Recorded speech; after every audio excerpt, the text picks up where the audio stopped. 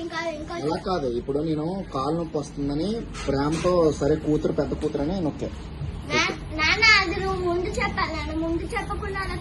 ముందు ఇప్పుడు అది మరి అర్థం చేసుకుని కాలు నొప్పి చూడు, అదేం చేస్తుంది చూడు నువ్వే. మరి నువ్వేందుకు నొక్కలే చెప్పు సాహితి, నువ్వు పెద్ద కూతురు కదా, నువ్వు అర్థం చేసుకోవాలి కదా. జవాబు ఆన్సర్ లేదు.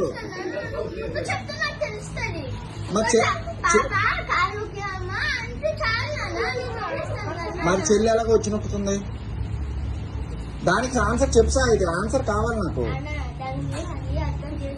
మరి నువ్వు ఎందుకు అర్థం చేసుకోలేదు?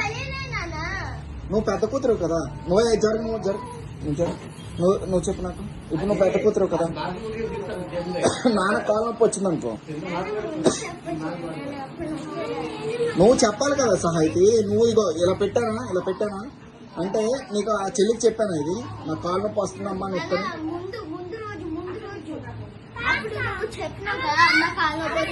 అప్పుడు నువ్వు చూసావు కదా, మరి ముందు రోజు నువ్వు చూసావు కదమ్మా, మరి ఎందుకు నొక్కలేదు? ఎందుకంటే నువ్వు నాన్న అంటే నీకు ఇష్టం లేదు, అవసరం, నువ్వు అవసరానికి వాడుతున్నావు నన్ను, అవసరానికి. మంచి స్కూల్లో చదవాలని, మంచి నువ్వేం చెప్పావు అప్పుడు? అబద్ధం ఇది. Parents meeting అడగలా?